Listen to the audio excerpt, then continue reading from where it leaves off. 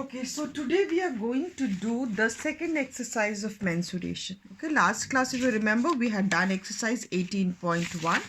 I think this involves square, rectangle, and all those area of those figures. Okay, square, rectangle, triangle, parallelogram, and all those.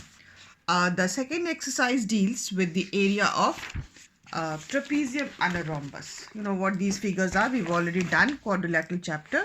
So you know what a trapezium is. Trapezium which has only one pair of opposite sides parallel and the other one is non-parallel.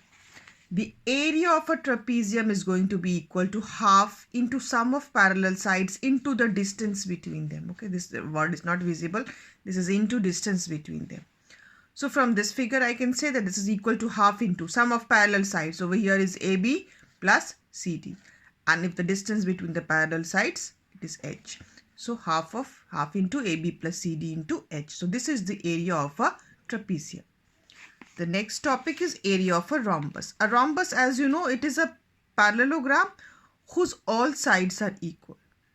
So for a rhombus, you can have the formula in two ways. One of them, if you know the length of the diagonals, you can write these are the diagonals. If you know the length of the diagonals, you can write down that the area is equal to half into D1 into D2. If you do not know, there is another method. As you can very well understand, what is a rhombus? A rhombus is basically a parallelogram of equal sides. A rhombus is a parallelogram whose all sides are equal.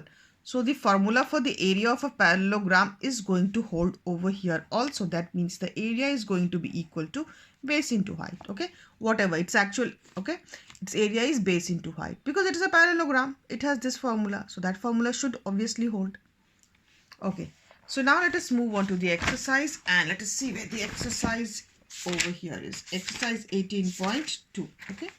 So we'll be, as usual, I'll be doing a few questions and then I will be asking you to do the rest. Okay, so I'm doing these ones which I think I have ticked. Let us start. Question number 3. It says the area of a trapezium is 360 meters square. The distance between the two parallel sides is 20 meters. So here is a trapezium. We have two parallel sides. So area is given as 360. Area is given to you. Distance between the parallel sides is given to you as 20.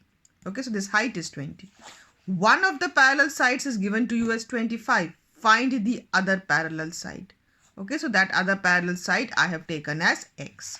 Now, as you know, the formula is going to be area is equal to half into AB plus CD, sum of parallel sides into the distance between them, which is into 20. Now, you are just going to calculate. Okay, this is going to become, okay, so here it is. Area is 360. This is half AB plus CD. AB is X and this is 25 and distance between them is 20. So this is 2, 10. 360. This will come and get divided over here. 360 divided by 10. So 36 is equal to X plus 25. That means X is equal to 11 meters. That means the length of the other side is going to be 11 meters. Okay. Let us move on to the next question. This is question number 4 from the book. This says, if you have the book, you can look at the question in the book also. It says, find the area of a rhombus whose side is 6.5 centimeter and altitude is 5 centimeter. Altitude means the height. Okay.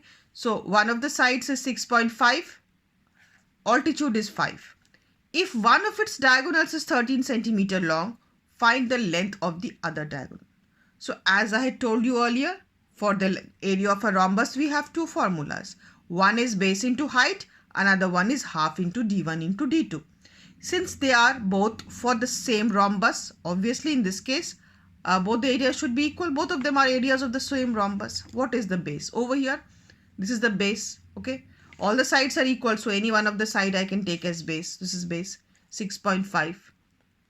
The altitude is given as 5 centimeters. So here it is base into height is equal to half into D1. One of the diagonal is given as 13 by 30. The other one is D2. 6.5 is itself 13 by 2, isn't it? So this 13 by 2 and 13 by 2 is going to cancel out. And you are going to get that D2 is equal to 5, which is the length of the other diagonal.